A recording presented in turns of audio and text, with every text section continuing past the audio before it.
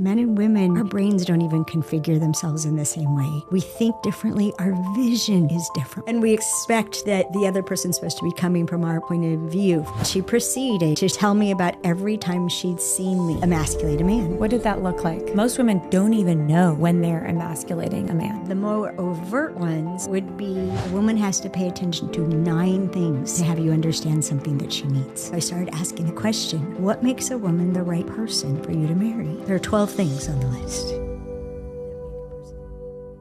Alison Armstrong has spent a lifetime studying men.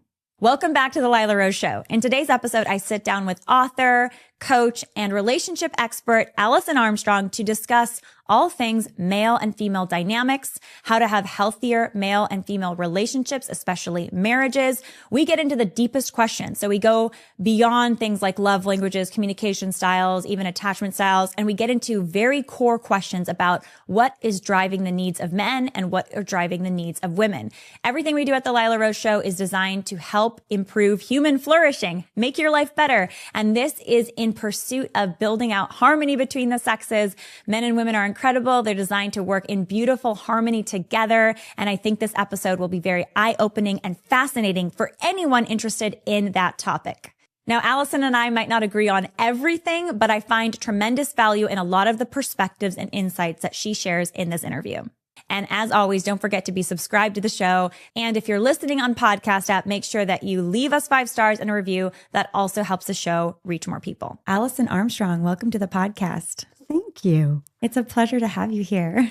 Thank you. I'm really excited about being here with you. I was starting to talk with you before and I was like, we've got to save this for the interview already. So you were saying so many interesting things. So I know people are going to really be benefited by this episode.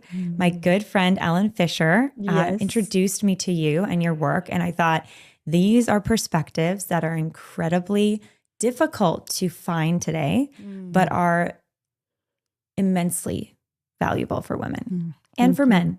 Thank you. And women really are the ones that can take hold of these ideas and incorporate them in their lives. So let's start with your background. What you were talking before we started the interview that you actually identify as an activist, which is interesting because I thought she's a speaker, a thought leader, an author. Yes. Tell us a little bit about your background. Well, I mean, I gave my teachers a whole lot of trouble starting in elementary school. But what about? And it shouldn't be that way. That's not right.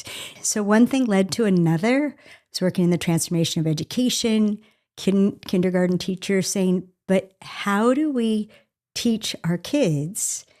Women asked me this, but how do we teach our kids when they can't stay awake in school because they've been kept up all night by their parents fighting? That was 4 years into me studying men.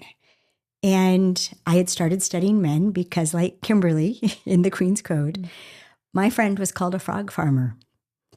And it bounced. Someone actually used those words on her. This actually happened. His name was Herb. That term is basically Prince Charming turns into a frog. Instead of you kiss the frog, he turns into Prince Charming, right? And yes, so what Herb said to Lisa was, some women turn frogs into princes. You, my dear, turn princes into frogs. Ouch. Yeah. And she challenged him. This was in a seminar with about 200 people. Why is it that men are wonderful in the beginning and they'll take you to romantic places and they'll give you romantic gifts? And she said, and they'll listen to you talk about your pets and your family as if they care. And then within a few weeks or a few months, they turn into, and I mean, I'm not even going to recreate the bitterness in her voice. It hurts just to hear it. Sports watching, pizza eating, couch slugs. Why is that? Articulate woman, but sad. Yeah. That's a sad perspective. Yeah. And I was watching Herb, the trainer at the time is what they called him. And I was expecting a different reaction. I was watching very closely and it like, he liked it, like dug into it. And he walked down the aisle and he stood in front of her and intentionally checked her out just to aggravate her because she was leading. Some women lead with their sexuality, not knowing that to do that, you're causing the most primitive reactions in men. It's how we bring out the worst in men, one of the ways, and then we think that's who men are. Meaning she was dressed provocatively. She was dressed provocatively. Her stance was provocative. Her frosty lipstick, everything was provocative in a sexual way. And so that's when he said, "Oh, I see. You're a frog farmer." And, huh? What? And there's like groans in the room. And the men had crossed their legs at her question. When men open their legs, that's how you know they feel safe, that they're not going to be disempowered. And they had their legs crossed. They're on guard for being disempowered, for being emasculated. And their legs are crossed a lot, most of the time, because of our culture and individual women. So one thing led to the other, and then what happened, I call it the harmonic convergence, which so much of my life is like that. We have the same boss, you and I. and when she said, what if they can't learn because they've been up all night? I had been studying men at that time it was almost 5 years. And I had made a promise when I was 28 years old. I'd made what we call an impossible promise. So one could say the purpose of my life. I defined the purpose of my life when I was 28 years old. And the shorthand for it is heaven on earth. And the long way of expressing my promise was that every man, woman, and child would be fed, housed, clothed, loved, and respected. And I'd been working on the fed, housed, clothed. And I saw in that moment, like, oh, when there's love and respect, when we respect and love people, fed, housed, clothed, that's like, it follows. It's just a no-brainer in the presence of love and respect. Of course, we're going to care for each other, care for ourselves, because it applies. When we don't love and respect ourselves, we don't care for ourselves. So it just took a turn, right? There just took a turn that, who can't be heard is men. Because I'd been listening to them for almost 5 years, and I finally could hear what all the men, my father, when I was young, had been trying to tell me about himself. But I didn't believe it. I discounted it. And it's one of the things that, if a woman wants to know the men in her life better, whether it's her husband or her sons or men she works with, her brothers or father, what if they mean what they say? Because we tend to listen that when they say, I do that because, or this is, or I'm this way, or it is this way, we tend to listen to it as a poor excuse for bad behavior. And we don't treat it like it's real. We don't treat it like they're telling me the truth. Okay, how can I hear it? And really what happens to people through the Queen's Code, for example, or our live workshops that were all the research to be able to write it, if we just consider they're men and women, just starting with gender hormones, men and women, our brains don't even configure themselves in the same way. We think differently. Our vision is different. We don't see the same things with our eyes, right? And we expect that the other person's supposed to be coming from our point of view, from our values, from our preferences and attachments, and from our wounds. And we expect so much of the other person to be like us. And we can't hear them when they're speaking about the world for them. And that was the first thing I had to do. I had to learn to listen, stop interrupting. These are not superficial or shallow people at all. They're deep, deep, deep wells of feeling and emotion and care. Oh my gosh, how much they care is astonishing. But they think different. And you and I, we could interrupt each other back and forth for 2 hours and we'd be fine. We'd call it a conversation. But when that happens to a man, Or women later will, when the hormones change, we become single focused. Anyone who's single focused, you're running the train off the track, and they're just thinking that that's all there is to them. But when they've got something to say, if we don't let them say the whole thing, it just crashes and they don't pick it up again. They don't pick it up again unless they're serious about the point they're going to make. And usually when we're trying to get to know them, they're not trying to make a point. But we won't ever get to know them if we don't listen long enough. So that's what I started doing, and I was astonished by what I heard, and it was so different. A huge thank you to our sponsor, We Heart Nutrition. We Heart Nutrition is America's premier pro-life, family-owned supplement company. These supplements are made in their most bioavailable form for your body for easy absorption and digestion. When I remember to take my vitamins, I feel it. I feel less brain fog, especially when I take the magnesium supplement. And when I forget to take my vitamins, I feel it. Thank you, We Heart Nutrition. I'll try not to forget you in the mornings. And they have a new product over at We Heart Nutrition that I'm excited about. If you know somebody who is concerned about their bone density or their bone health, there's a specific product for your bone health. It's for men and women ages 40 and older. Go to weheartnutrition.com right now and take their 20-second survey to find out the best supplement package for you that is specialized for wherever you are in your life, wherever you are with your health. That's weheartnutrition.com. Use the code Lila at checkout for a full 20% off your order. I was born in 1960. So I grew up I was like coming of age in the convergence of Barbie dolls and feminism. Gloria, I mean, I think about the antithesis of your message, Gloria Steinem. A man, not woman now. Okay. Her message then, Her yes. message then, yeah. Yes. I mean, a woman needs a man like a fish needs a bicycle. I had that T-shirt. I wore that T-shirt proudly in my teens.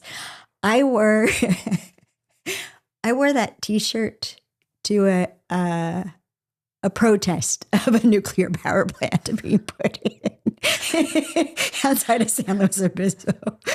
The one that's melting down? Oh, no, that's a different one. Okay. It's a different one. So isn't that sad? That's a different one, just that we would say that. Which one's melting down? So, yeah, I realized it's men now who can't be heard. It was the homeless that couldn't be heard. They were all considered to be a certain way.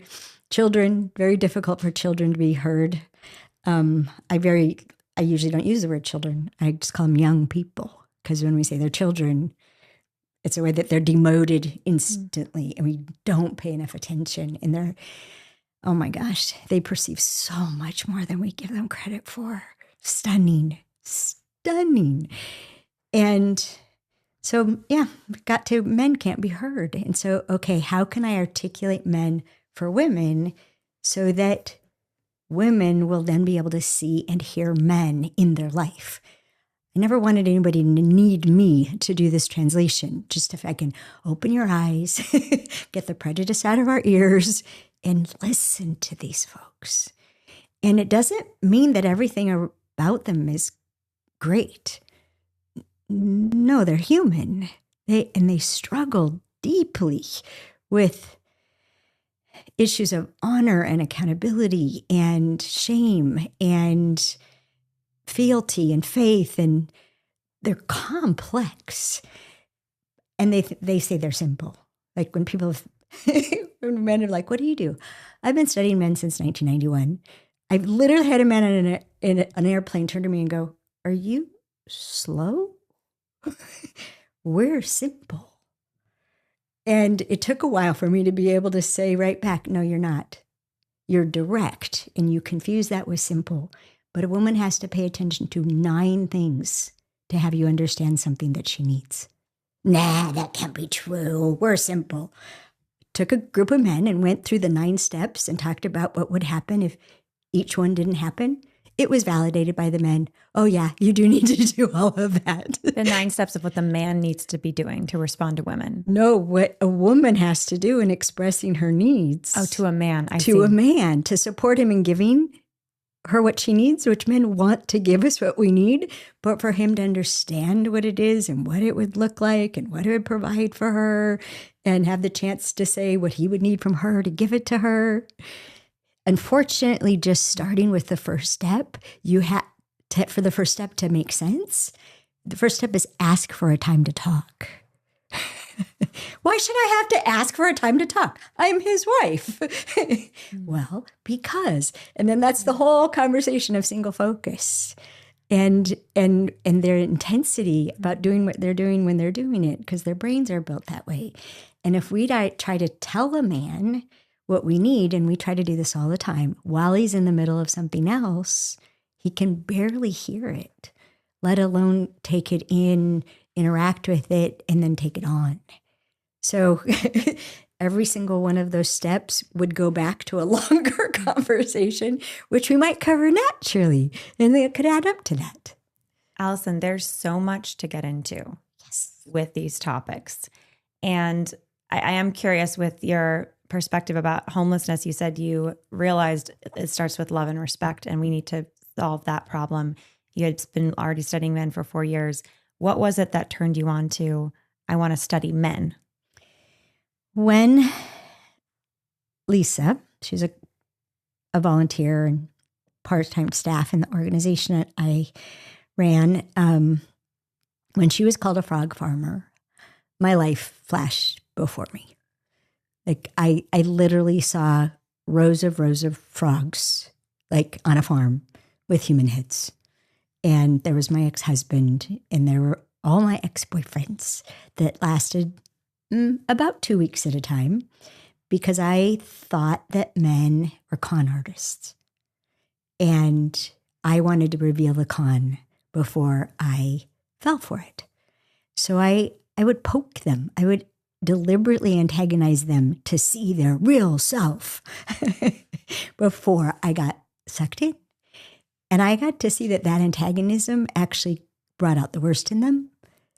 It didn't bring out their real self. It brought out their real instincts, their need to protect themselves from me, which is one of the worst things that we do with men. And it's something I hope we get to talk about. There's a hierarchy in what we pay attention to.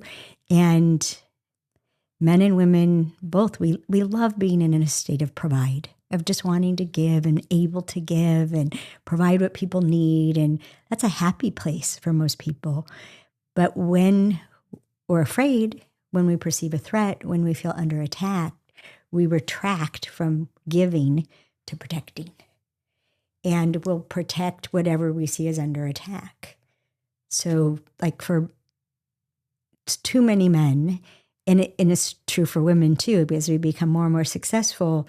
Like a man may feel like, my husband felt like the retirement fund was under attack. When honey, let's put in this pool. Let me tell you about this pool. And I tell him all about the pool. I even had pictures with sequins on them for the water sparkling, right? It was very vivid. And I showed it him, and I showed him in the yard, and it would go like this. And then he said, no. And he walked away. I yelled after him, who made you the executive branch? Why is your no bigger than my yes? It was just like, oh, I was furious. And then we unpacked it, and it took a while. But if the person who's holding themselves accountable for a result can't veto, then we can't protect the result. And it's one of the most important things to work out in a partnership, like with a family. Who's accountable for this part and who's accountable for that part? I was accountable for our children's education. So my husband empowered me when I had to go fight with the vice principal. And this is on you, honey. This is your area. And I would empower him. We called him the chief of safety. So even if I thought he was overprotective of our children, no, we're going to do what Dad says. He's the chief of safety. Oh, come on, Mom. No, if he thinks it isn't safe, we're not going to do it. Why? Because it would disempower him. He would be defeated and disempowered. He wouldn't get to provide that the way that he wanted to provide it and was built to provide it. And so this, in partnership, we've got to decide the territory. Accountability is inherently territorial. And if we don't say, yes, that's your territory and I will honor that. And this is what I need you to be accountable for so that I know you're also taking care of what matters to me. So that's where the partnership comes on. It's not all your way. It's deciding together what is the way. Okay, I'm the one that'll be in charge of that. And I mean, it can be gorgeous. It's just gorgeous when we're united, which I think a marriage is supposed to be a union, which means we have to keep reuniting.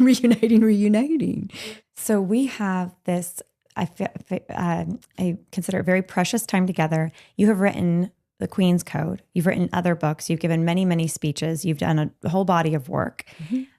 If you have, about an hour or so with a woman and she's coming to you with her frustrations, her grievances, every woman's going to have different unique elements, but her challenges with men. Mm-hmm. Let's say her husband or the men she's dating and she can't hold on to them. It doesn't work out. Yes. Or the husband that's disappointing her or frustrating her or hurting her even. I mean, I'm not talking about like direct physical abuse, but I'm talking about just emotional feelings, disconnects.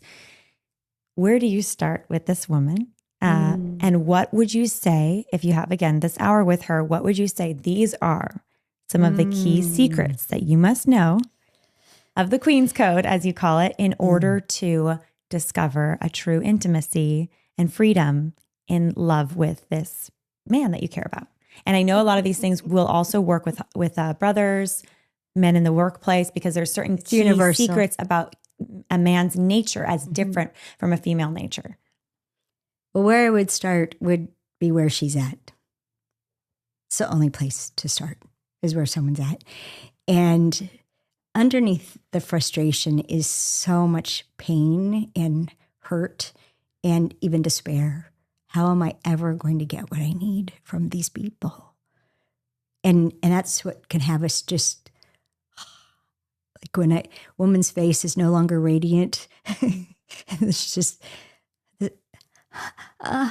what happened? How did we get here? And how am I ever going to get what I need? And so wherever she is, where they're most aware of frustration, when I started in 1995, women were furious.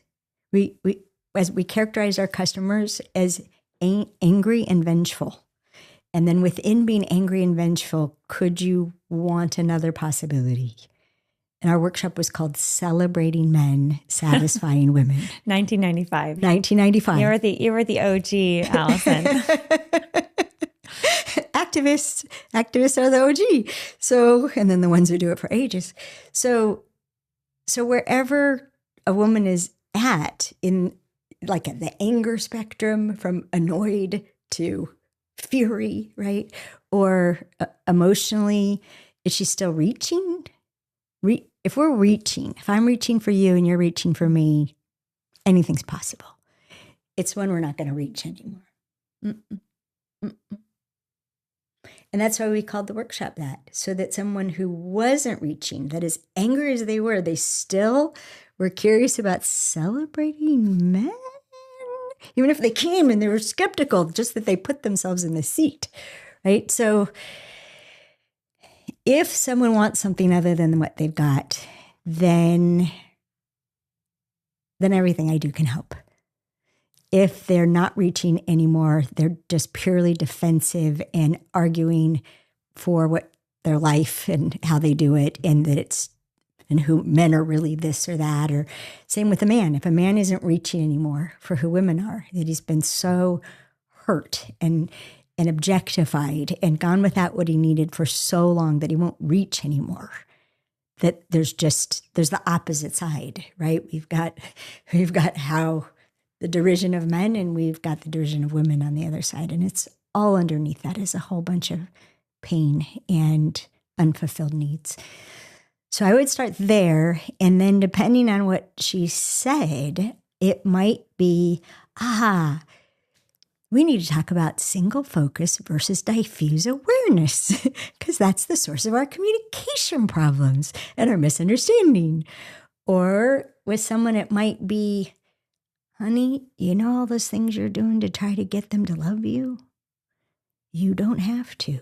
7 Weeks Coffee is America's pro-life coffee company on a mission to fund the pro-life movement and help moms and babies in need. My favorite is the Ethiopia medium roast. Its notes are smooth, chocolate, and floral. It is absolutely delicious. You have all kinds of blends available on the 7weeks.com website. What I love about this coffee is it is from the top 1 or 2% of beans in the world, and it's also mold-free, pesticide-free, ultra-low acid, and organically farmed. And this is where you and I come in. Not only can we subscribe to 7 Weeks Coffee and get the most delicious coffee delivered right to our door, we know that with every single purchase we make at 7 Weeks Coffee, they are donating a full 10% to pregnancy resource centers in need. And a huge congratulations to 7 Weeks Coffee for hitting over $1 million donated to pregnancy resource centers and moms and babies in need. Go to 7weekscoffee.com today. Subscribe and save a full 15% off your order. And when you use the code LILA, you get an additional 10% off your first order. That's a full 25% off your first order at 7weekscoffee.com, and you'll also get a free gift.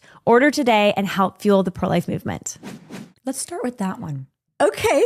I think from the mind of a woman listening who, and it could be in a marriage, but also could be pre-marriage, and she's just having trouble even finding and, holding down is kind of the kind of coarse way to say it, but finding trouble even getting married. Mm-hmm. And then maybe if for women who's married, I think it can apply too in terms of discovering that husband that they maybe dated that still wants to date them and, court them, and they have this romance in their marriage and there's still butterflies and all the fun things. And no, it now feels very different, the experience of marriage. Mm-hmm. Oh boy. As you said that, I thought of Ellen Hurst, who changed my life, because I had been studying men for about 6 months and unknowingly was using everything I was learning against them. I became better at attacking them and manipulating them because of what I'd learned about them. And Ellen called me at Ending Hunger Orange County, which is the organization I was the head of, and said, Allison, men are attracted to you like bees to honey. And when you're done with them, it's as if they've been with a vampire. Wow. I'm like, little old me? And she proceeded to tell me about every time she'd seen me emasculate a man, diminish a man, take the wind out of his sails, every time. What did that look like? Because, and the reason I've got to ask this is I think most women don't even know when they're emasculating a man. Yeah. They wouldn't think they're emasculating a man at all. Can I point out the 2 tracks we're on? Yes, I'm sorry. Here? Yeah, please do. No, because they go together. So all the things we do to try to get a man to love us, we don't have to. And it even gets in the way because men already love us. We don't have to work to get them to love us. If we stop diminishing them, if we stop disempowering them, if we stop making it harder for them to produce the results that they've got to produce, that's what gets in the way. The love part, they grant that. They are born adoring their mothers, looking into those eyes.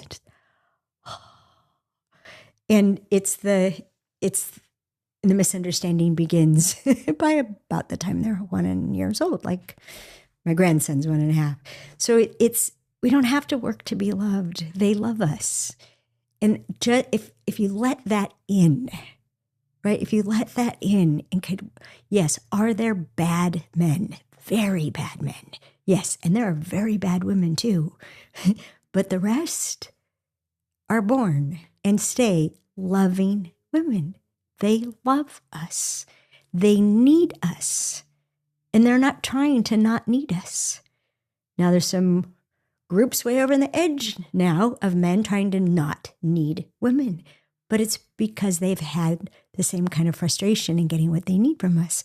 But normal, ordinary, born loving women, born wanting to protect women, born wanting to provide for women. But it goes awry because they protect us the way they see that we need to be protected. And that can make us really angry. I can do that myself. right? So we have a reaction to what they perceive needs to be protected about us, which is another thing to align on in a marriage. Honey, this is what I need to be protected from. Mostly we need to be protected from ourselves, from the critical voice in our own heads that pipes up whenever he doesn't act the way we expect him to. Well, that's because he doesn't love you, and he doesn't love you because you're too this. You're not enough that, right? So we need to be protected from that. So if someone accepted their men love me, there's no scarcity of love. I am loved. That changes a whole life. That changes how you be in the world. And one of the things that's most important about that is we're either on the offense, or most women are on the offense with men, or on the defense with men. Both of them cause mischief. If we could neither be on the offense, attacking like I was, or defensive, prove it to me, show me, right? If we could be just in the middle, open, who are you? Who are you, and how much do you want to know who I am? Really? Oh, we can begin. And then there's what I call due diligence, especially for picking a mate. We say the M word too soon and the D word too soon. There's so much we need to get to know about each other to see if we fit. And I learned this from men, actually. Started asking men, do you want to be married? Almost all of them said yes. But they never left out the sentence afterwards, the qualifier. When I meet the right person, if I meet the right person, to the right person, hopefully I'll meet the right person. So I listened very carefully, right? So I started asking the question, what makes a woman the right person for you to marry? There are 12 things on the list that make a person the right person married. And none of them are love. Nobody said love. I love her. That was the given. That's the easy part. Loving women is not scarce to them. So they don't have to find a woman to love. They find a woman who they can, oh boy. I warned Harris that this happens, that every question has at least 5 ways to go. Men commit differently than women. Men pick up the whole package. So they start by they're looking for a woman with complementary strength. They are looking for strength, and they see a woman that's really, really, really strong, but they don't need to be duplicated. And they don't want to be duplicated. They want to be admired for the ways that they're strong that you aren't. And the only reason they want to be admired by you is because they admire you. It's not because they think so little. We want to be admired by the people we admire. So men scan for complementary strength. It's in their nature. They do it all the time. We do it too for a different reason, but they do it. It's like they're always filling a team or looking for a partnership. And then when they find it and, she likes me, that's one of the 12 things, she likes me.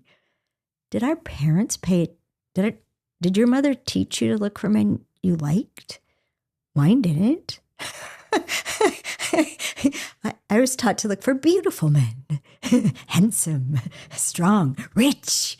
That's with the imprint back in the 70s. So still is in a lot of ways. You mean instead of men you like? Like yes. They need to check a box. It never even showed up. Wealthy, do tall, you like him? Educated. Yes. Like, do you like him? Yeah. Yes. It never even showed up. Do you like him? What do you like about him?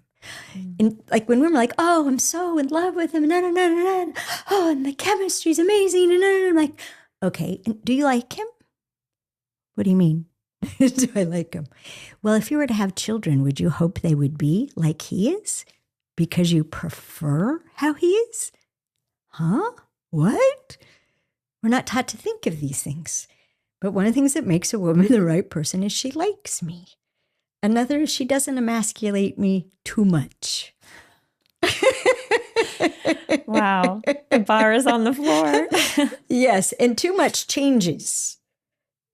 Men in their 30s, for example, will put up with a heck of a lot more emasculation than a man in his 50s, what we call the stages of development. A prince, highly adaptable, although he'll be really upset with himself for betraying himself. A king, no, kings have very low tolerance for emasculation. They'd rather be alone than to be diminished by a woman. So being liked, which includes being accepted. And so when a man is looking for a partner, he's looking for those complementary strengths. And then, okay, what goes with this?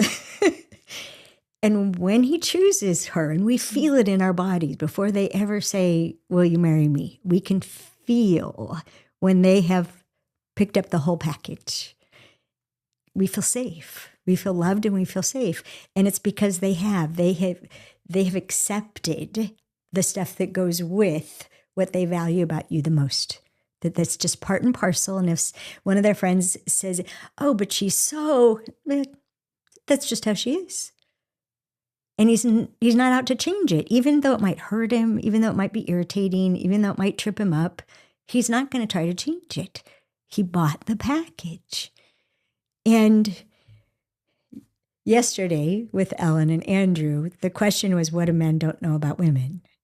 And many of the things were men don't know what women don't know about them.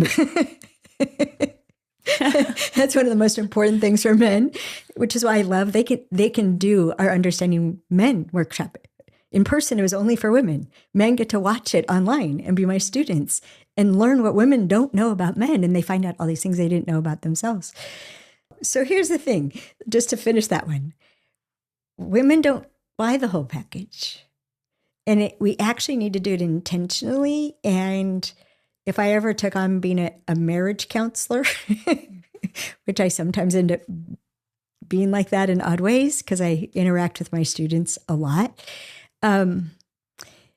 we commit one acceptance at a time. One, that's how he is. That's what he needs. That works better for him. Okay.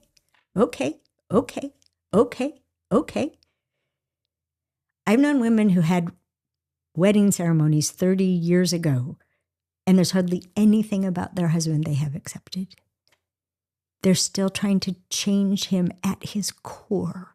They're trying to change who he is, which is expressed in what he values, what's worth his time and energy. And they're trying to change what he spends his time and energy on. No, that feeds him. It feeds him. That's why he does it, because it feeds him. You want him to not be fed? Or they accept it in a dismissive and resigned way. That's not acceptance. It's not acceptance. That's put up with. That's be resigned to it, not acceptance. And that creates hostility in a marriage. Oh my gosh. It's very dark, a dark energy that brings it. Yes, that's a good word for it. If only it was dark and still, but it's so damaging. It's cancerous. Anywhere from a full-on assault to just a cancer eating away.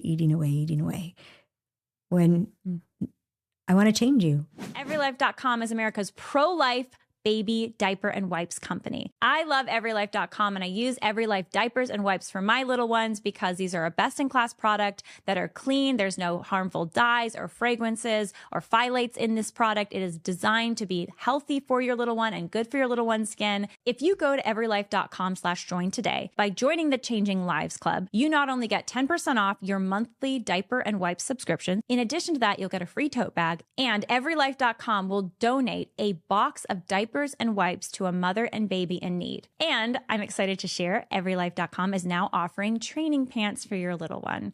These are 12-hour leak-proof training pants, pull-ups for that little one that is maybe potty training. You got to check them out. That's EveryLife.com/join. Use the code Lila. This question of why can't some women feel like they can get a man to marry them, basically, that they like or that they love. And then there's, conversely, the women that are married that are thinking, he's not the man I married. Like, where's the romance? Where's the love? Where's the attention, the care? Mm-hmm. And I think that a core principle you're sharing here, which is so powerful, is that men, when they marry, they don't go into the marriage, ready to, they've already accepted the whole package. Yes. But women go into the marriage and they're not necessarily aware of what they're marrying. I mean, I think what you're getting at here is we don't understand these people we're marrying. We don't. Or the people we're dating. And so what happens is we either marry them somehow and then we don't understand them. And there's these chronic issues in the relationship that make us unhappier and unhappier and unhappier and drive us apart. Or if we're dating, we just can't get to the marriage state because we are just not really, we're maybe emasculating them in a way we don't even realize, or we're turning them off after just a few months. We become the vampire as opposed to the princess. And so some of these core things about understanding men, what is it that you think would be the key things then that a woman has to understand if she's going to properly love a man and be loved by one and be loved by a man? Men and women, and there's some ishi in here, okay? Because especially as our hormones change, as women age, we become more focused on producing results, more oriented that way. We can become more focused. But in general, estrogen will produce a diffuse awareness in women. To men, we appear scattered. Put a man on estrogen, he knows exactly how he got that way. Our brains are configured to scan for safety. Am I safe? Am I safe? Am my children safe? Are we safe? Are we safe? No matter what we're doing, there's part of us that's paying attention to safety. That is not true for men. Single focus has them pay attention to, what am I going to produce next? What is there to do next? What am I producing next and next and next? First things first, not the multitasking that diffuse awareness has us do. So understanding that, then we can start to reach towards each other to communicate better.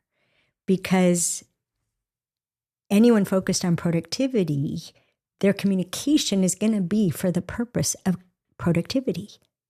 Hand me that. Go do that now. Give me that. Is that done yet? It's all organized around productivity. For women, as a physically smaller and weaker gender, which we're profoundly aware of, in ways that men don't even know, and they've cried when I've illuminated it for them, we feel safe when we feel connected, especially to the people we perceive as strong. So like they're scanning for complementary strength, we're scanning for, are you strong enough to protect me? Are you strong enough to provide for me? Are you strong enough to make strong children with me? So we're scanning for that strength, but behind it is a fear that if we're not connected, if I don't feel like we're connected, you're going to use that strength against me. So I have to keep trying to make sure we have this feeling of connection, to know that I'm here and you're going to save me from the tiger, whatever the tiger is today, even the one in my head.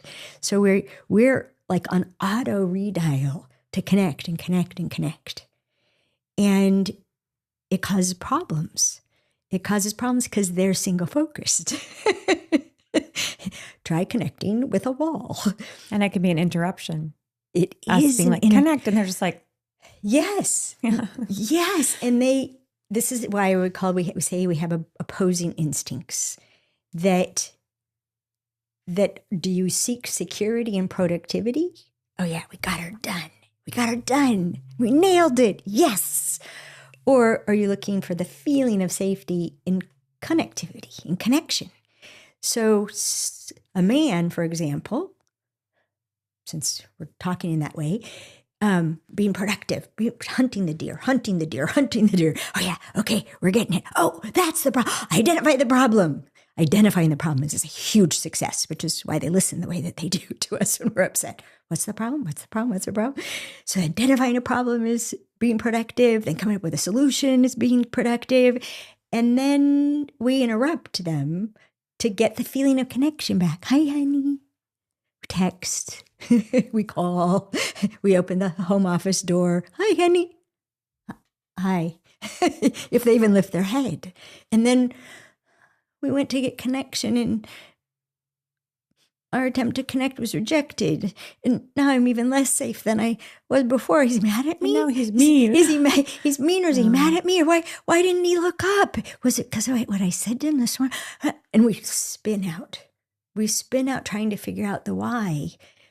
But we don't come up with accurate answers because we answer our why questions with why a woman would have done that. Wow. And that's where the drama, all the unnecessary drama comes in. Yes. Because we think they're reacting the way we would have, or that bad best friend that hurt us, or whatever, that woman that, whatever. And it's not even not just the male experience. It's not typically. even just it's not just even that we think it. We're sure of it. And we'll tell them, you did this because of that. No, I didn't. La, la, la, la, la, la, la, la. And they turn around and walk away. Why are you walking away? And if he were to articulate, say, because this isn't worth doing. You can't hear me. I can't be heard. I can't win here. This is a waste of time and energy. They just shut up. When they can't be heard, they just shut up. And there's so much about them we never see or know because we don't listen long enough, and we're sure we're right. I mean, there's a joke. If a man's alone in the woods and he speaks, is he still wrong?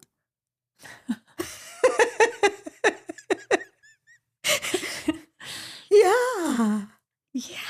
So in all likelihood, a woman who's struggling even to get to the point to have a marriage where now he becomes different, and there's a good reason why he becomes different. He will become different the moment you say yes. The moment he decides you're the one and you agree, he will change. Because they buy the whole package, when you say yes, he's now married. He's now married. He's just been upgraded to husband 1.0. He's going to function with the accountabilities of 1.0. It starts now. When's the wedding? I don't know. She's dealing with that. But he's being a husband before the wedding. The wedding's for the community, for the friends, for the fun, for her. He's already a husband, which means he holds himself to new standards and new territory. It's my job now to protect you from that. I watched you struggle with that the whole time we were dating. Now I'm going to protect you from it because you're mine and this is my job. And so they change. They really do change. When they pick us and we agree, they change. Their accountabilities expand. And if we aren't supporting them in what they're being accountable for, they have to stay in protect energy. And protect energy is like lead. Protecting themselves in this case. No, you're even just working so hard to protect you. Oh, they have to go. You're saying they can't play with you. It's a stress now. Yeah, it's now a stress to protect you. Honey, you're wearing yourself out on the wedding. Honey, you're so tired. Honey, can you just let that go for now? Men need our vitality. Our life force recharges their battery to go out there and be productive. So when we're tired, it's like having your charger. You can't plug in. There's nothing to plug into. She's too tired. So from her tiredness, he is wearing down. We're meant to be complementary. We're so made for each other. I swear, when I first started studying men, I came about it from an anthropological point of view. What if there's a good reason for all of this, right? And there's so much that makes sense from the point of view of survival. But then there was a tipping point where I was like, it's too perfect. This is too perfect. This was not accidental. This did not evolve this way. This is too perfect. And there's a book I didn't write called The Belated Education of Adam and Eve. And there's a conversation in that book about these instincts that we have to procreate and protect and provide, and they compel us to do these things. And that the point of them is that so human beings could use their consciousness for more important things. They wouldn't have to pay attention to surviving. That's hardwired. Now use your parasympathetic nervous system to connect, to love, for love, to connect with God, with spirit, with each other, for love. And so, but we all have two nervous systems. And if we keep antagonizing the most primitive nervous system, then that's where our time and energy gets spent. If we just take care of that, what are just the basic needs here? If we take care of that, then we have access to the best part of ourselves. And it's true for both men and women. And this is why a woman seeking a mate, seeking her protector and provider, if she doesn't know she's already loved, if she thinks there's a scarcity of a right person, like she's got to find the one. Are you the one? Are you the one? Are you the one? What if there isn't just one? What if there's so many different flavors of partnership and union that you could have? So what's the one that lights you up? What's the one like I married my husband? I married my husband because he brought out my best me. I loved what he brought out of me. And it started with how safe he had me feel. And then how much he appreciated how I am. He liked me, which is another thing that women don't look for. Does he like me? Do I feel liked? Or even the question, okay, forget how great he is. Do I like who I am when I'm around that person? Ew, no. Oh, there's such chemistry and attraction. Yeah, that's why you're a ninny around him. Tone it down. That'll always bring out the worst in you. It brings out the worst in both of us, men and women. So, but does he like me? And do I like me? Do I like who I am when I'm around that person? There's a recording on our site called Causing Those Loving Feelings. And it's literally, what is there to pay attention to cause the space of love in ourselves to expand in general, to expand for another person, to expand even for ourselves, to love ourselves more. And it has everything to do with admiration and respect and affinity, which means liking someone. So if we don't feel liked and they don't feel liked, the space of love is like squished. And, oh, he's so wonderful. Really? What do you admire about him? Admire? If women were looking for, what's admirable about this man? Like the question at the top of the head instead of what's wrong with him? What do I admire about him? What do I admire about him? What do I admire about him? Like a treasure hunt, looking for what there is about this person to admire. Even when there's a lot to not like, you can end up admiring them. Wow, I really admire that person. And so in answer to your question, the struggle comes from we're paying attention to the wrong thing. We're trying to be loved by being whatever we think will make them love us, on top of they already love us.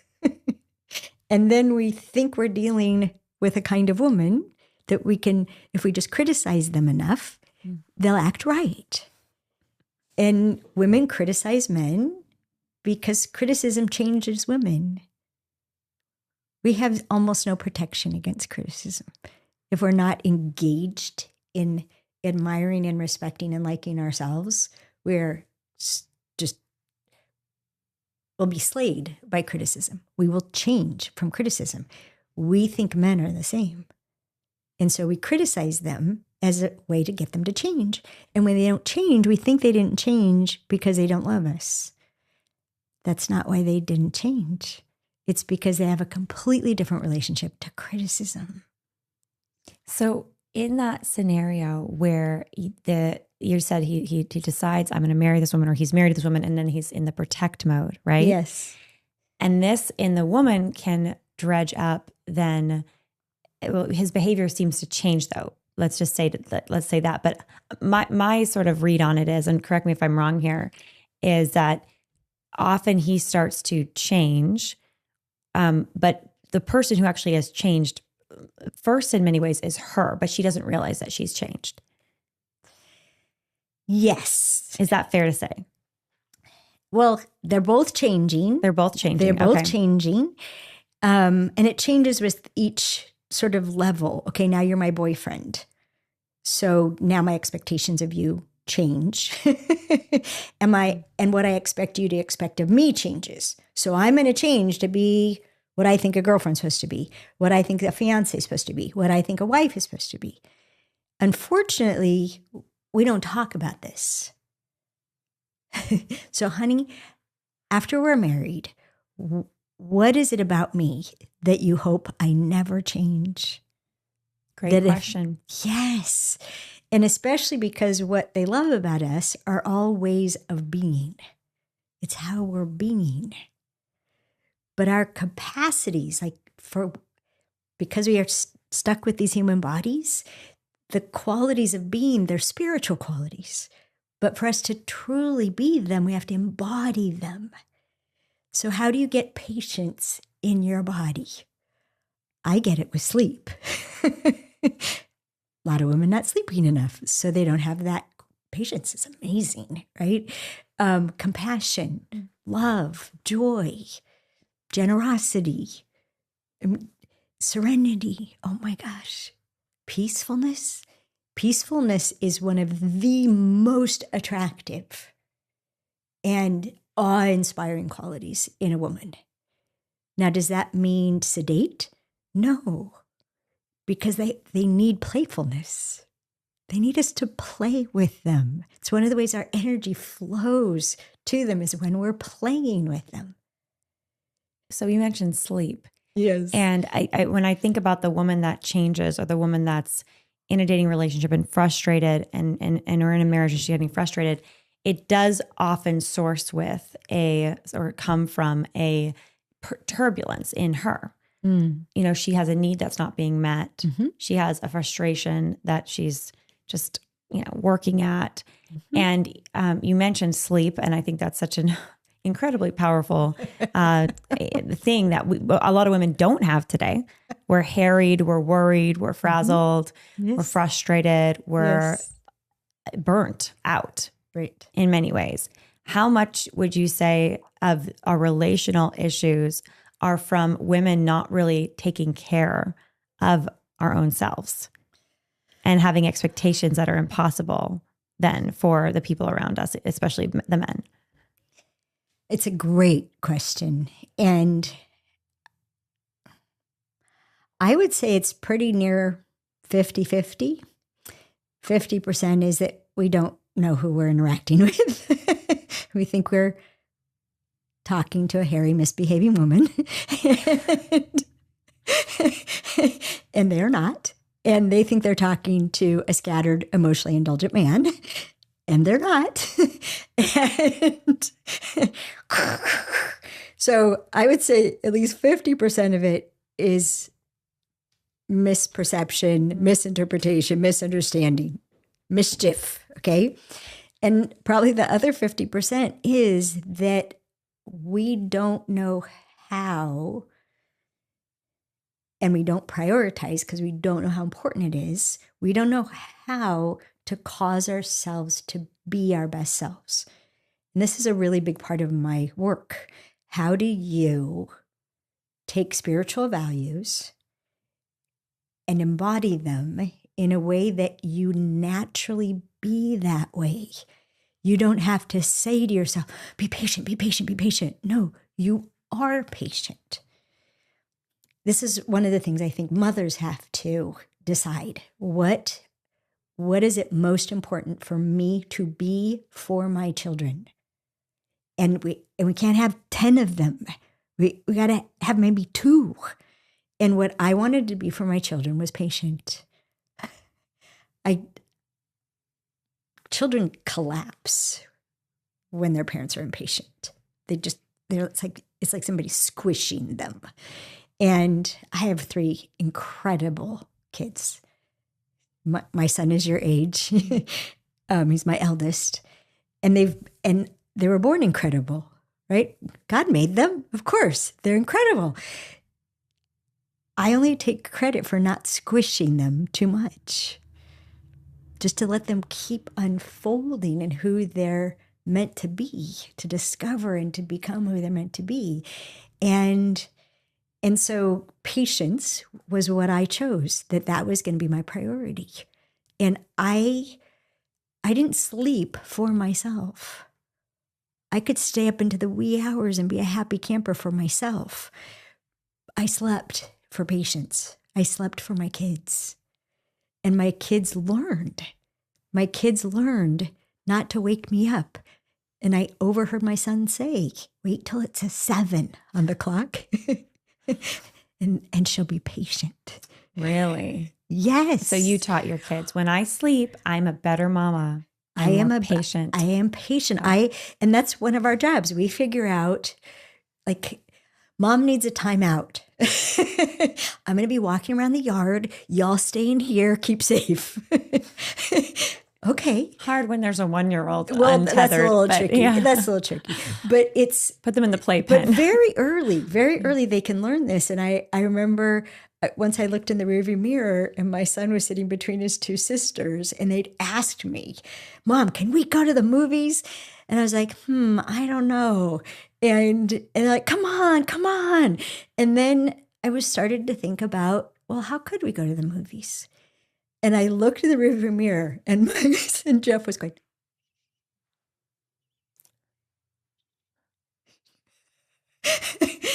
and I had taught them this. I can give you a no immediately. If you want a yes, you have to be quiet and give me a chance to think about it. Young people need to be empowered. How do I get the mom I need? How do I get the dad I need?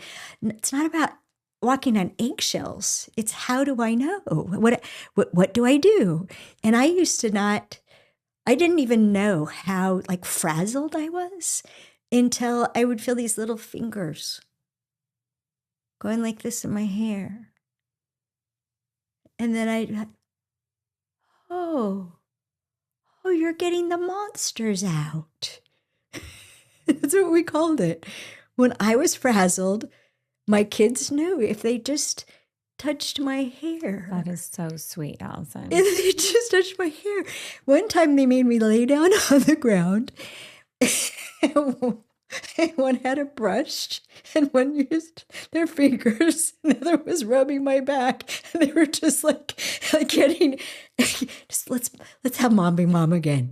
But the thing that's so beautiful about that, of course, it's helping you, but it's this bond where you guys are on the same team for how we're going to be loving with each other and be harmonious together because we're human beings and made in God's image and we're special and this is special. And so we're going to really work for each other in this special way. I mean, that's what that is. It's cooperation together. Yeah, it's partnership. It's partnership. That's one of the definitions of partners on the same side or team. Yeah, and if you're figuring out, okay, what do you need? And instead of thinking it's stupid, okay, could you say more about that? What would it look like if you were getting it? Okay, and what would that provide for you? Because it sounds ridiculous to me, but let's go with this. We have a format for this. It's called Making a Deal. So what do you need and what would it look like? And if I did that, what would that provide for you? Really? You'd get that from that? Now suddenly it starts to be worth doing. Oh, okay, wait a second. Let me see if, okay, I'm willing to do it. I see the benefit. I'm willing to do that. I want you to have that. Is there anything I need to give you what you need? Yes. It's good when the answer is yes. And this is the thing that happens a lot, is that we try to have people be accountable and generate what's important to us.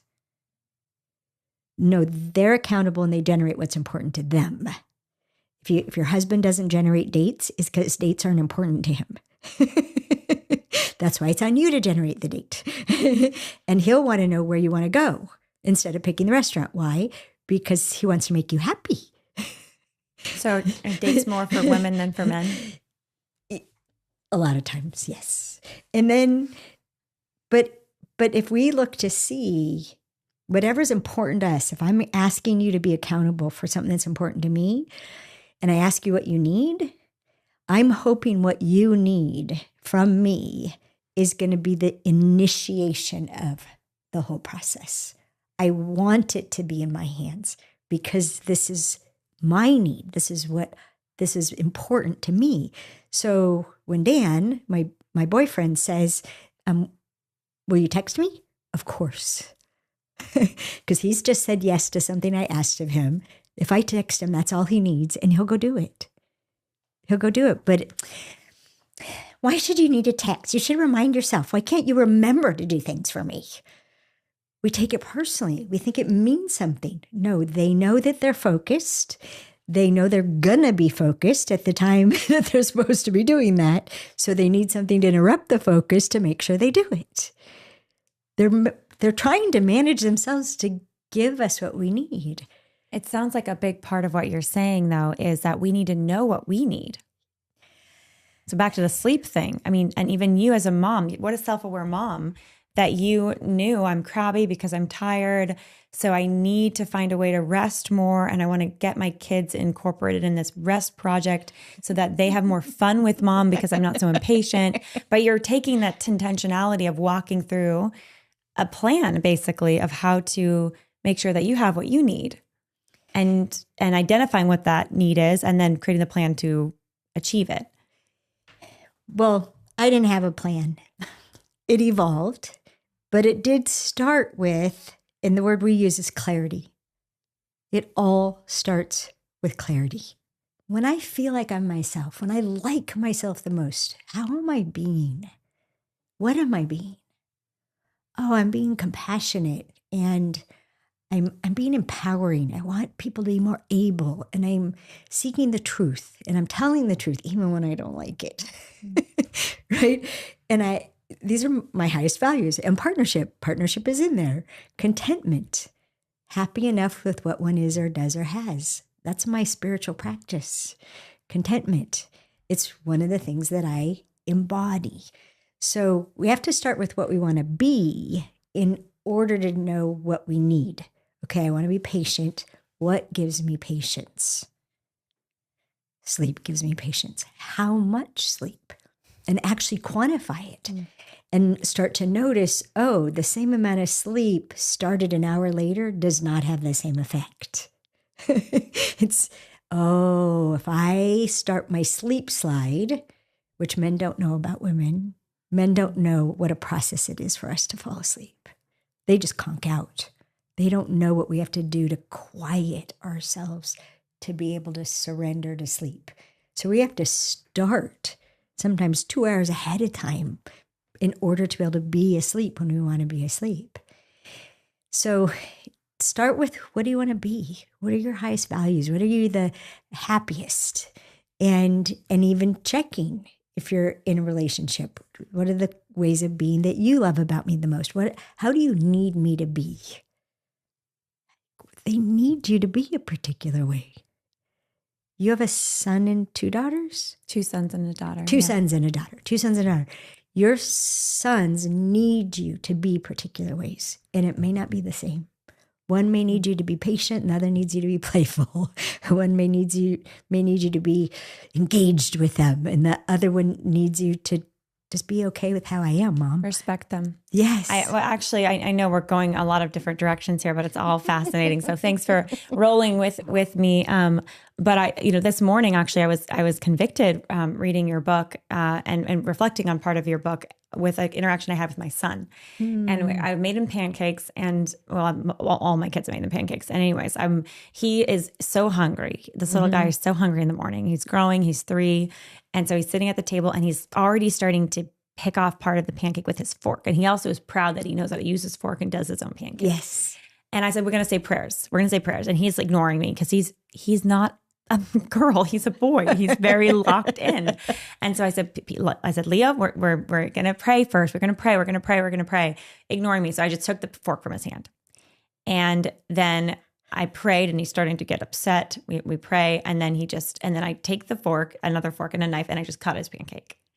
And I just talk about emasculating my son, because what happened is he burst into tears. I don't know if he was straight up crying, but he was very upset, went to the garage to sulk. Yes. And I realized that, yes, of course he needs to pray before his meal. And that's a boundary that I do want to, help our kids respect, because we get our food from God. God is everything. Yes. But the way that I did it, and the way that I rushed him, and then the way that I cut his pancake without being aware that he wanted to cut his own pancake.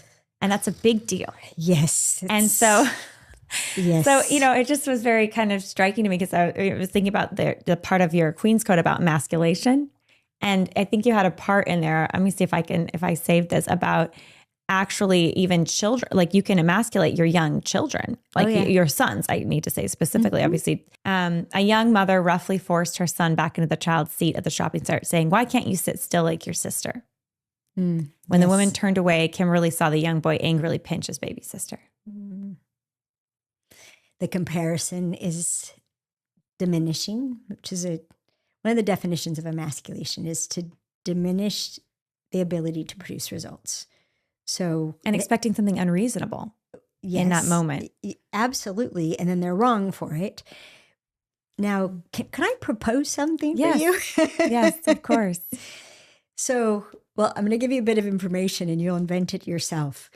So men and women relate to their needs very differently because of single focus and diffuse awareness. So because of this awareness, like literally spread in every direction, we'll notice we're hungry. Oh, I'm getting hungry. And then we keep responding to something into the environment. Whether we're cleaning or keeping the children safe or whatever it is that we're doing, we'll keep responding. I'm hungry. And we'll keep responding. And then it's finally like, oh my gosh, I'm starving. And we're over the sink stuffing something in our face. But we've been aware of it coming on the whole time. Men aren't built that way. This single focus, they're focused. They call it the breaking point. It's not until the breaking point. And a way to think of it is it's literally the breaking through point. So the hunger arises above the surface of the ocean. And it just like, and they can't think about anything else. And they're angry that this thing is keeping them from producing what they wanted to produce. It's interrupted everything. And so this is why. And on top of that, she cut my pancake. I can't insult to injury. I apologize to him for that. This self-sufficiency that I'm so proud of. She treated me like I can't do it. And this is really important. I mean, there's a Hungry Man dinner advertisement that makes me want to puke. He's eating his Hungry Man dinner and she reaches over with a napkin and wipes the side of his face in a commercial. And I'm like, feminism. He can handle his own face. But what I'd like to propose to you, since your son, hunger is going to come on so intensely, and he's not going to be able to think about anything else. And now he's got this fork and he's going to make this happen.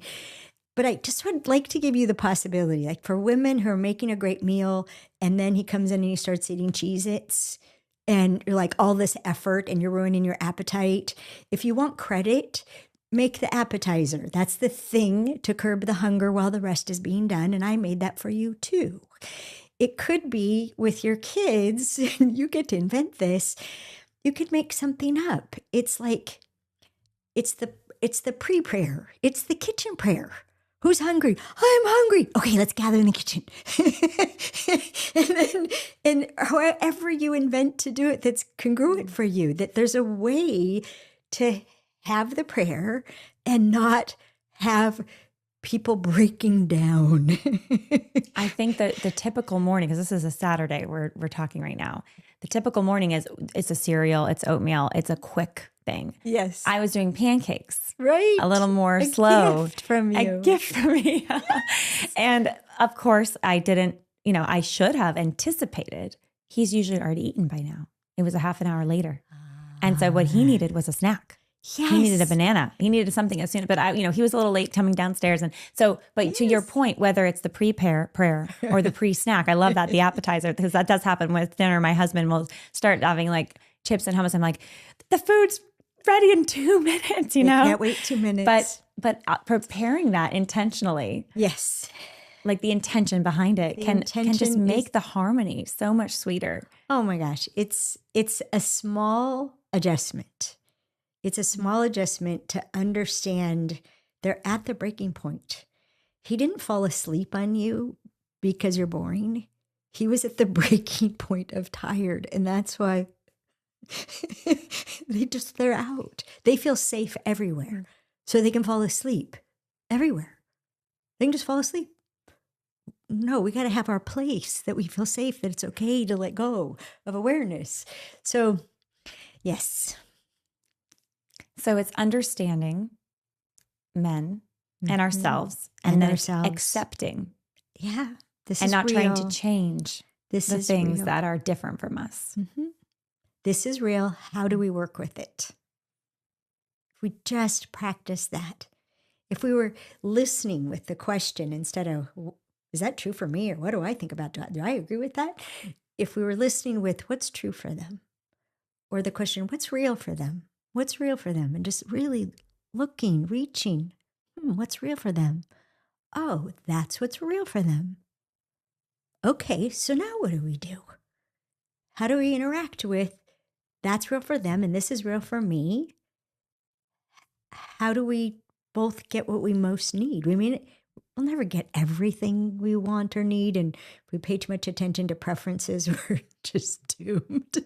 The difference between a need, which gives you something valuable, versus a preference, which is just like, oh, lovely to have one's preferences. It was so lovely that you had bubbly water for me, bubbly flavored water. Yay, a preference. But what we need, we have to focus on what are the most important things that we need, and how we know it's most important is by what we want to be. What are the needs? What has me feel patient? What has me feel compassionate? What has me feel joy? Those are the needs, if those are the things that we want to be. And it can be applied to anything. And men have used this methodology. Women have used this methodology. Started developing in 1997. And it came from when I started, and a lot of women are like this, so I think this is worth talking about. I thought men either didn't care about what I needed or were purposefully withholding it. Then one of the first things that I learned in listening to them is they care very much about what we need. They care about what we need. Subject to the effects of attraction. If we're leading with the physical, that puts them in a take mode. They don't care about what we need. They're trying to get what they need. But if we're being fully ourselves, self-confident, passionate, receptive, authentic, those are the top 4 qualities that have men fall in love with women, want to take care of women, want to look out for what they need, want to contribute to them in some way. I mean, those are the things if we lead with. It's called Making Sense of Men. It's a little tiny book. And so I found out they very much want me to have what I need. If I'm not attacking them, then they can be focused on paying attention and giving me what I need. But like we project what we need onto men, men project what they need onto us. So I call it decide and provide. And both men and women do it. We decide what other people need, and then we provide it. And we expect them to appreciate it. We don't have an idea of what we think they need, then verify with them. And the words, these are the best words I found that work. It seems like, you could say to your son, it seems like you need to eat by...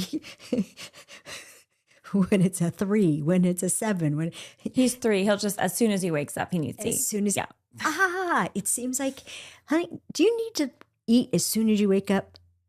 Yeah. There's a version of duh at every age, right? Uh-huh. Okay. What could we do about that? If you had a snack as soon as you woke up, could you wait for the Saturday morning special breakfast? That would have been the way to go this morning, for sure. Yeah. So I had Sunday morning special breakfast, as I know what it's like. It's a whole production. It's a gift. I love you. I love you. I love you. So, oh my goodness. So I found out that they want us to have what we need. They're trying to give us what we need. It's a good thing for women to think, what is he trying to give to me? What is he trying to give to me? I think my husband's so selfish. Well, what is he trying to give to me? Those are the things he's decided you need. Well, but like us, they don't check to see, do you need this? And is this need more important than this other one?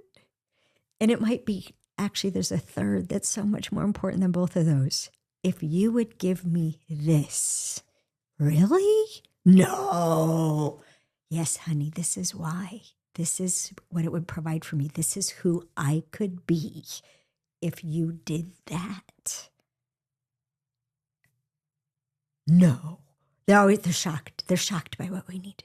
And we're shocked by what they need when we're willing to listen for what's true for them, what's real for them. And miracles happen right there. It just falls out. And so when I started with, I want to be patient, so I need this, then I didn't have a plan to educate my children. It just happened in life. And I was stunned by the response, how much they wanted me to have what I needed. We just had on a lovely woman named Mary Stanford who talked about the submission paradox and what that dynamic looks like in marriage. But she was describing this very thing that you're speaking about, which is, I think she said she was throwing a party, or an example of a woman who was throwing a party with her husband. There was so much to do. She had told him all these things that needed to be done. All of a sudden he disappears into the garage and is like tidying the garage. And she has like 10 other things. And she storms out, what are we doing? Like, wait, they're coming in an hour. Can you please? Da-da-da. And he thought he was being helpful. Yes. And he was on the one track, and it was that it was a little disruptive. It's like, oh, and then she's not pleased. And it could have been prevented with the steps of communication that you were alluding to earlier. Yes. The steps of making these needs known and then helping the man come to an understanding of, this shared clarity. But there's a process there. There's a process and there's a problem right at the beginning, Lila. What is the other person's learning language? My sister-in-law was furious at my brother for years because she'd tell him something that needed to be done, and he'd say he would, and then he'd forget. And she was so mad. She was so mad.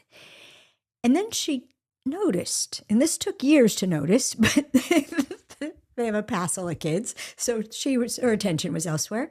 How many times he pulled the slip of paper out of his pocket and looked at it during the day. They ran a farm together. They still do. He'd look at his list. He'd look at his, and one day she went, could I get on that list? Something I need? Could I get on this? And he was like, yeah, sure. Changed everything. What she asked him for that he used to forget about, instead, they put it on his little crumpled piece of paper, and all of a sudden it was getting done and getting done and getting done.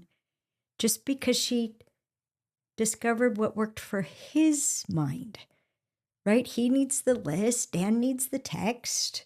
What does your man need? So like for the party, a list in order of priority. Like if we run out of time, what's the extra time list? These are the things that would make it extra special. What's absolutely necessary list? Oh, okay, start at the top. But then you're going to run into, when you partner with a man will say, how can I help? What they don't know is most women think, how can you help? Is there anything you can do the way I want it done? No, there's nothing you can do. I have to do it all myself. And they're like, oh. So my husband and I, we invented this thing called certification. And he's like, I want to get certified in making you breakfast. Okay. My breakfast was very complicated. He got certified in making it, and he made it better than I did. Later on, he was like, I want to be certified in making your coffee. Okay. Also very complicated. But you can ask, I'd like to be certified in this so that you trust me. This is a way I can help you. There's probably a woman listening who's thinking, what? He's asking you for permission for how he can specifically do a task for you. Yes. And you have your characters in your book. There's an incredibly beautiful marriage of many, many years that is sort of the archetype couple. And they have this partnership that's just mind-blowing to everybody who encounters it. So the women in the book are going on the journey to find out how did you build this partnership. And I can see it was modeled after your own experience. But what was she doing long before he asked her that question? And this, I know we're going different places here, but this kind of goes back to that question of the woman who gets married, her husband, she feels like he's no longer dating her, courting her. Yes. The romance is gone. He's so busy. He's just workaholic, or he's just focused on other things. He's checked out. That's how she perceives him. That's how she's perceiving him. And you talked about the importance of a woman having vision for what she needed, her care for herself, peace, these qualities. Okay, there's a missing ingredient. Yes. I'm so glad you brought it back again and again. It's like a post I get to keep going around. One of the short ways to say it is men play for points. Men play for points. They got to score. They got to win. They got to get the points on the board. They have a vision for their career, where they want to get to, and they're always trying to get to that. So if, for example, a man is always at work and never wanting to be home, he's getting a lot of acknowledgement at work. He's scoring a lot of points. He's being admired. It's respected. It occurs as worth it. Men will keep doing for other people what's appreciated. They need to be appreciated a lot. Admiration and appreciation. It's their fuel. It's what makes what they do worth doing. What it caused for you, oh my gosh, she is radiant. And she gives me credit for that. Honey, thank you for letting me sleep in. You're welcome. And so we have to, so much of what stops happening is because we expect them to do it. And so we think they don't deserve appreciation for doing something they just should do. So we don't appreciate them. Wow. We stop saying thank you. We stop being thank you. Honey, thank you. Thanks for doing that for me. And this is where we take so many things personally that aren't personal. Like single focus, we take personally. He's ignoring me. No, he's ignoring everything but what he's doing. And he didn't have to do that. His brain did it for him. But so there's all these things we take personally. And then there's the things we don't take personally. That what they do for us, they do for us. What they do for your kids, what dads provide with their kids. Greg taught me this. He said, honey, I don't expect to be appreciated by the kids for a long time. Your appreciation is what I need. So my Father's Day card to him, he loved what the kids made him, but what my Father's Day card said to him, that was actually our last conversation before he died. It's about being a dad and knowing what I needed in being a mom.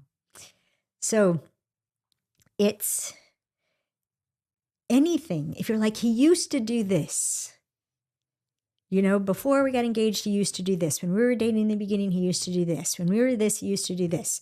Anything they used to do, they're able to do. And they stopped doing it because it wasn't appreciated. It wasn't taken personally. We actually start to think, oh, that he likes to do that.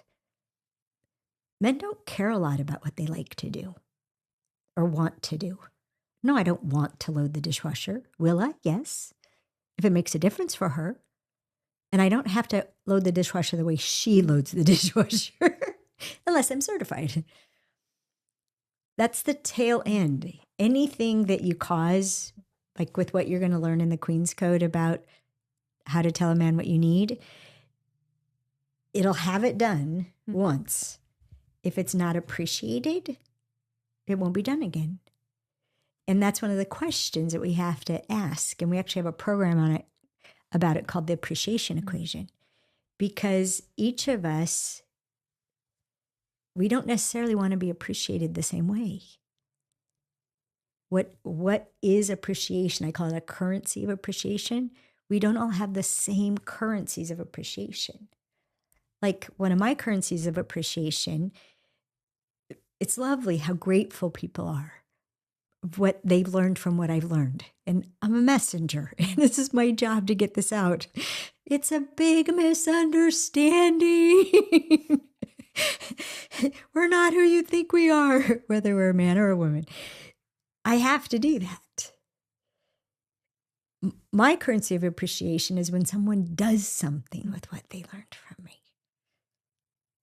That's when they tell me about that, this is what I did with what I learned from you. They're really telling me about how they were courageous, that they took a risk, they tried something different.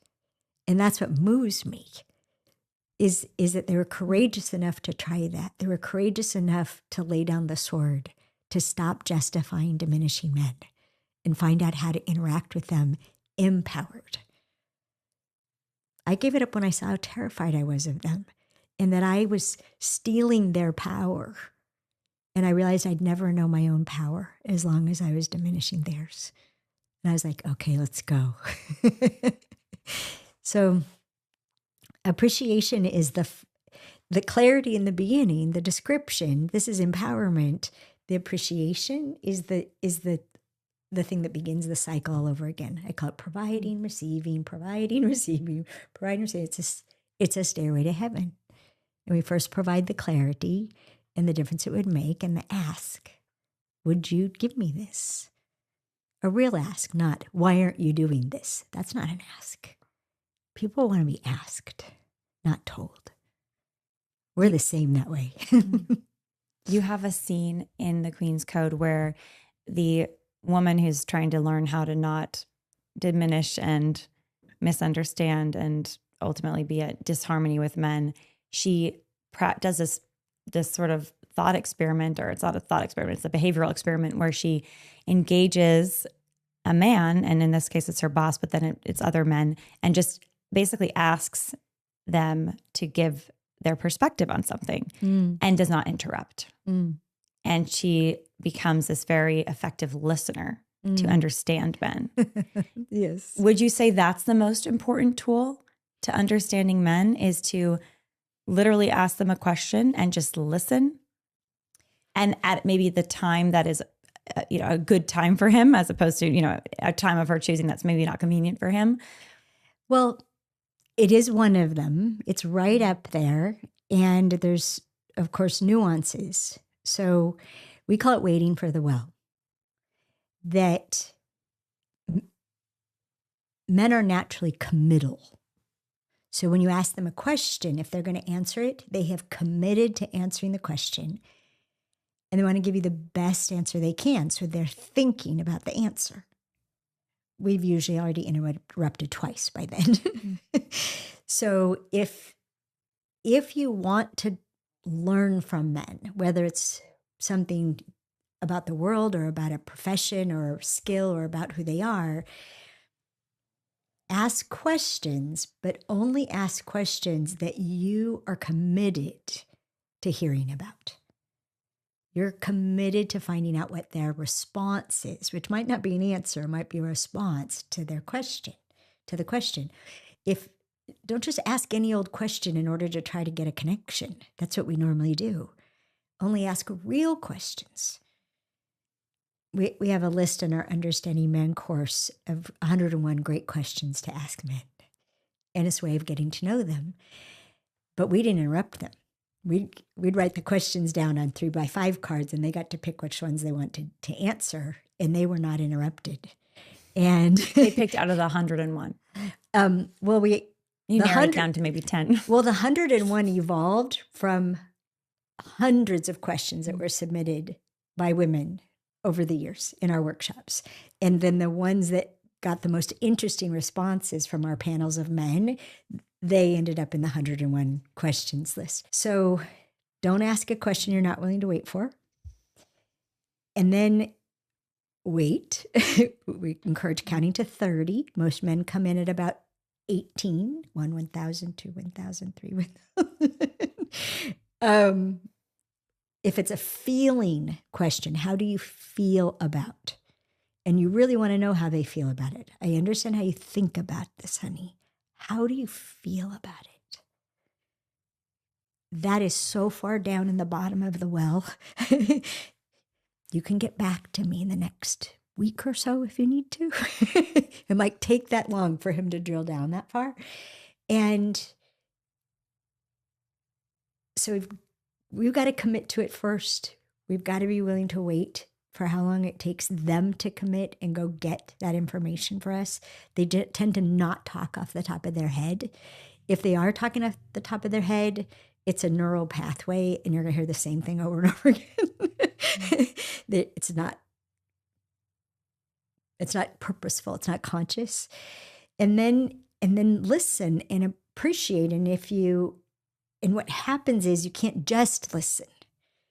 This is what our course called Lux focuses on a lot, because you might have noticed I keep going like this. We have questions at the top of my head. Well, that's where that is for me. It might be over here for somebody else, but there are questions that are related to surviving. Like, what do I think about that? What do I know about that? What do I want to say about that? What does this have to do with me? What do you need from me? What's the point? What's the point? What's the point? That's what men are often. Is there a point? Are we getting to a point? They'll even interrupt and say that. Is there a point here? You can tell how people are listening by what they interrupt with. Well, what I know about that is. So most of the time you were talking, all they were wondering was, what do I know about that? What do I want to know about that? They didn't hear most of what you said.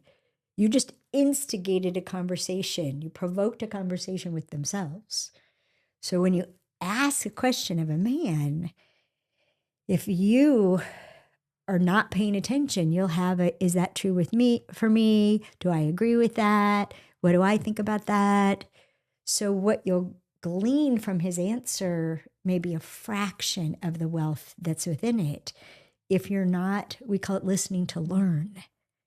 And what do you want to learn about them? Are you listening with what matters to him? Treasure hunt. Oh my gosh. What's important to him? What does he care about? Those are 3 different ways to get to the heart of what causes a man to do what he does. Asking those questions. What is important to you? No, in your head. Oh, as he's talking. Yeah. To try to mine the depths of what he's saying. How is golf today? Wait, how was golf be a treasure hunt? Because he starts talking about his golf game and you're listening what matters to him. And all he's telling you is about the connections and interactions he had with his son. Oh, what matters to him? His interactions with his son, being with his son. That's why in my relationship with my boyfriend, we know we make plans unless Trey calls. Because his children are his first priority. And I don't want to be his first priority. And I support him in connecting with his children. And if I listen to, so how was golf? He'll talk about I didn't play very well, but Trey and I, right? So it doesn't really matter what they're talking about. If you're listening, what matters to them. If you're listening, what are they could be really mad at you. And you could listen, what does he care about? And you'll end up feeling loved. You'll end up feeling protected. That it's coming from what he really cares about you. He's so mad at you for staying up late. And now you're tired. And no. What does he care? Oh, he cares about how I can be. Oh, well, that's great. He cares more about that than how pretty I look, that I have my makeup on right. So good. The emasculation question, I want to bring that in one more time because we've sort of talked about so many elements. All of this is so, like you said, it's an onion and you can just pull back all of these layers. But what would you say are some of the key elements of emasculation that women may be doing that they don't realize that they're doing? If you could just give us maybe 3 things, or you pick the number of this is what emasculation looks like, and this is how we can avoid it. Well, can I give you 3 categories? Yes, of course. So one category would be withholding. So this is when we're not reaching anymore. They're reaching and we're So we will withhold attention. We'll withhold affection. We will withhold intimacy. We will withhold acknowledgement. We will withhold quality information. We're not telling them the truth. They are dealing with they're spending their energy on an unreality because we did not tell them the truth. They're doing what they think is important to us because we didn't tell them. So we withhold. When in our workshops, we'd have women make lists. They'd shout out how they emasculated men. One woman said, I just don't feed them. I did that once. Physical food. I did that once in my first marriage. I knew we were out of milk.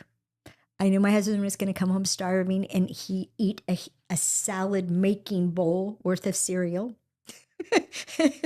before he went to bed. And I knew we didn't have any milk.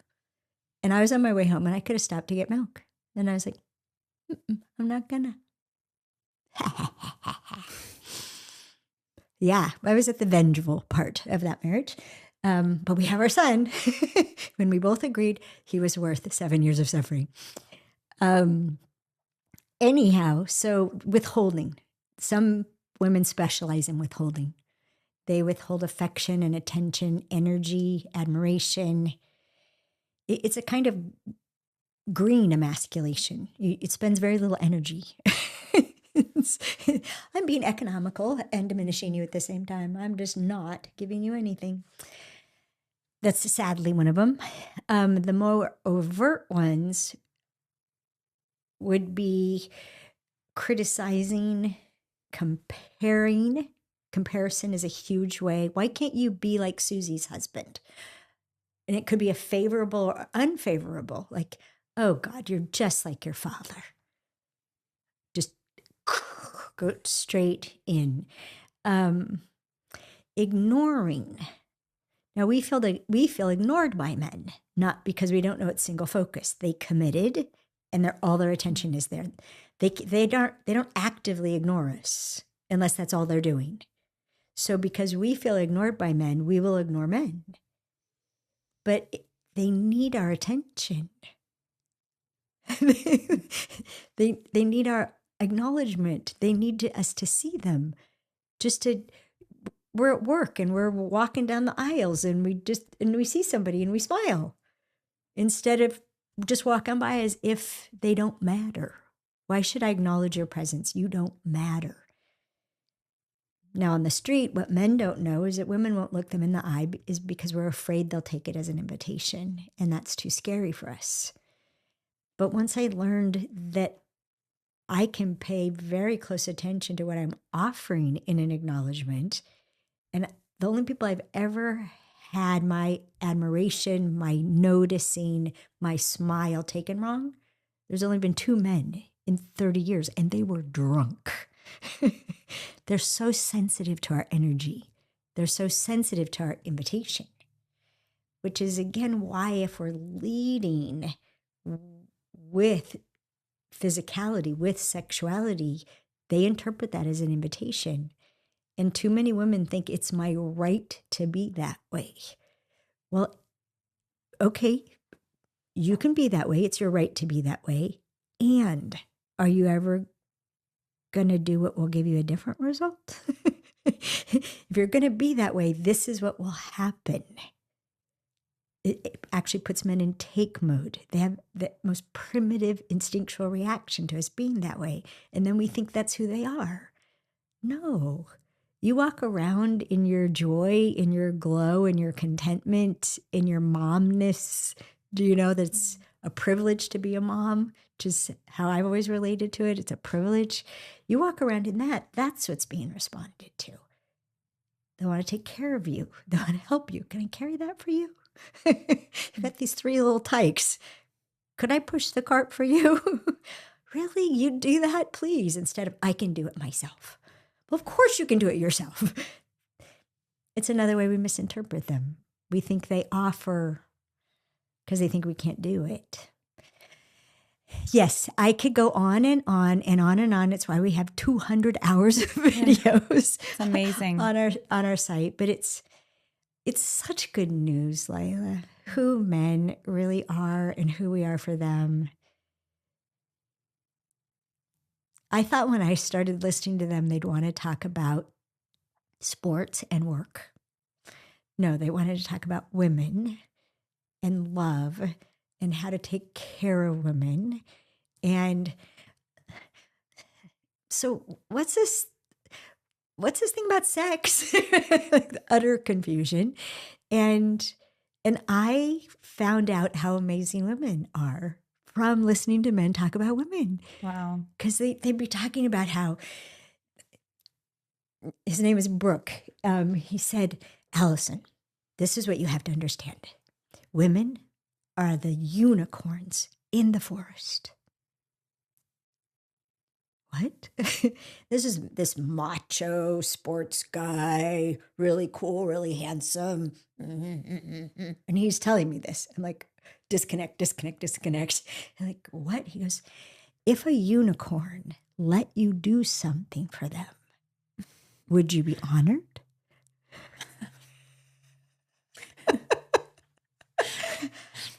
Yes. For one husband, it's in the Queen's Code. I want to do everything for my wife that I can do so that she can be everything that I can never be. Wow. The Queen. Another man said, this is early on, husband, he said, I don't get this thing about equality, that women's equality and are working so hard to be equal. And I don't understand. And I started to react. And then he said, seems like a step down for them. Why would you want to take a step down? We have you on a pedestal for a reason. It's clear to us. Oh. And how much happier we are when we're working in tandem, not as we're the same. Equal partners, we're the same. Everything you can do, I can do better. That my mother was dancing around the kitchen singing that. And I thought, oh, okay. So I'm a woman. I've got to have a man. Got to have one. And the better man, the better my getting him is, but never need anything from him. I never really know him. Never really. Yeah, I was never taught that they were good to get to know. Allison, so much good stuff. And I'm dying to, a big shout out to Ellen, because I know you sat down with her husband, and I kind of wish my husband was here to give his perspective on what you're saying and ask his own questions and have that dialogue. But I'm sure that conversation was amazing. How can people find your beautiful work? Everything I've published since 2006 is on our website, AllisonArmstrong.com. The stuff before that is on Audible and Amazon and Kindle and stuff like that. But all the stuff in the last 20 years is on our website. And there's one-off things if someone wants to just dip their toe in. And we also have a formal curriculum, 3 different levels, 100+ hours worth of videos and things that go together. It's like a prescription. I interact. I spend about 10 hours a month answering questions for people who are going through our curriculum, which is a joy for me to get to do that and help them implement. Right? It's all about modeling and implementing. Some people want to consume my information, and I mean, everything we consume goes in one end and comes out the other. No, implement, use it, be brave, try something, try again, ask for feedback. Could I have done that better? Or like Karen and Kimberly in the Queen's Code, she goes and asks her husband, how am I emasculating you? It's best place to start if you want to know. Ask them, and boy, talk about something that takes courage. Honey, what do I do that diminishes you? Put your big girl panties on. Get a notebook. Get the cup of tea and sit for a while. Yeah. Hopefully not too long, but. Hopefully not too long. But I mean, what's extraordinary, and this is what I'd like to leave women with, is we emasculate men. We diminish men a lot in relationships, on the street, at work. And yet they keep choosing us. They keep wanting one of us. It doesn't emasculate me too much. They know, they expect it. But who are we then that we're worth that? Who would you keep around who still from time to time or maybe every day diminished you? What qualities in them would have you still want to be with them? We underestimate ourselves so much. And I learned about the magnificence of women from listening to men. It's the last thing I expected to hear about. They're in awe of us. Amazing. Yeah. So much good food for thought. Thank you, Allison. Thank you for caring so much. You're welcome. About harmony between the sexes. It's very beautiful. And I think it is towards that end goal that you have of every man, woman, and child, all of the material needs met and then loved and respected. Loved and respected. Yep. Even when we are failing at those things, if where we're coming from is love and respect, it'll start to feel like heaven. Like, I love that. Oh, this is how it's supposed to be. It is what heaven is like. Perfect love. Yes. Thank you, Allison. This was so fun. Thank you for what you do. Thanks so much for listening to this episode of The Lila Rose Show. Please subscribe. We are growing strong over at YouTube with over 330,000 subscribers. We'd love to include you in the community, and we're so grateful for everybody who listens to the show. And if you're on podcast app, don't forget to leave us 5 stars, leave us a review. It helps the show reach more people. A huge thank you to our partner, EWTN, the largest religious broadcaster in the entire world. EWTN is reaching millions of people every single day with the beautiful truth of the gospel. You can watch new episodes of The Lila Rose Show 24 hours before they hit podcast app over at EWTN.com/on-demand.